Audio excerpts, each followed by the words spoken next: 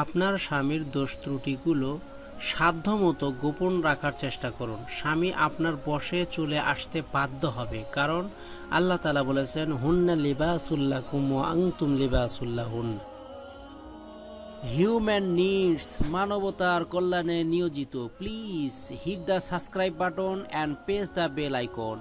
আসসালামু আলাইকুম ওয়া রাহমাতুল্লাহি ওয়া বারাকাতুহু। প্রিয় দর্শক শ্রোতা মণ্ডলী, দূরে এবং কাছে, দেশে এবং প্রবাসে যারা আমাকে এই ভিডিওর মাধ্যমে দেখতে পাচ্ছেন, শুনতে পাচ্ছেন, তাদেরকে আন্তরিক ধন্যবাদ জ্ঞাপন করে আজকে আমি আপনাদের জন্য অত্যন্ত গুরুত্বপূর্ণ কয়েকটি টিপস শেয়ার করব, যেটি আমাদের মা বোনদের জন্য অত্যন্ত গুরুত্বপূর্ণ এবং জরুরি বিষয়। বিষয়টি হলো, তাবিজ ছাড়াই কিভাবে আমাদের মা বোনেরা তার স্বামীকে বশে আনতে পারবে, বশ করতে পারবে, তাকে নিজের ইচ্ছা অনুযায়ী চালাইতে পারবে, সেরকম কিছু গুরুত্বপূর্ণ টিপস। স্বামীকে বশ করুন কোনো তাবিজ ছাড়াই। হ্যাঁ মা বোনেরা, আপনারা প্রিয় স্বামীকে যদি নিজের বশীভূত করতে চান, তাহলে আপনাকে এই কয়েকটি টিপস অনুসরণ করতে হবে। প্রথমত, স্বামী ঘরে ফিরতেই তাকে সালাম দিন। স্বামী আপনার প্রতি ফিদা হয়ে যাবে ইনশাআল্লাহ। ওযু বা গোসলের পানি সহ যাবতীয় সামান রেডি রাখুন। অর্থাৎ একজন মানুষ বাহির থেকে এসে ঘরে ফেরার পরে ফ্রেশ হতে যেই সমস্ত জিনিসপত্র লাগে, এগুলো আগে থেকেই গুছিয়ে রাখুন। স্বামী আপনার প্রতি কৃতজ্ঞ হবে। সর্বদা হাসি মুখে কথা বলুন। স্বামী আপনার প্রতি নরম হয়ে যাবে।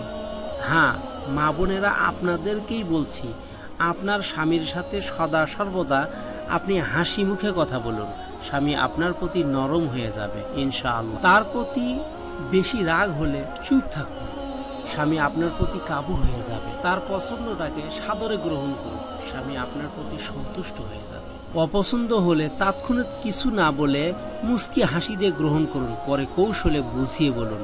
স্বামী আপনার প্রশংসা করবে ইনশাআল্লাহ। স্বামীর পিতামাতার সাথে সদ্ব্যবহার করুন। স্বামী আপনার তাবে হয়ে যাবে, কারণ কোনো সন্তানই চায় না তার পিতামাতার সাথে কোনো মানুষই খারাপ আচরণ করুক। বিধায় আপনার সাধ্য অনুযায়ী স্বামীর পিতামাতার খেদমত করুন, এবং প্রত্যেক স্বামীরই উচিত যেন তারা তাদের স্ত্রীর বাবা মার সাথে সদ্ব্যবহার করে। অত্যন্ত গুরুত্বপূর্ণ বিষয়টি হলো, স্বামীর দোষ ত্রুটি সাধ্য অনুযায়ী গোপন করুন।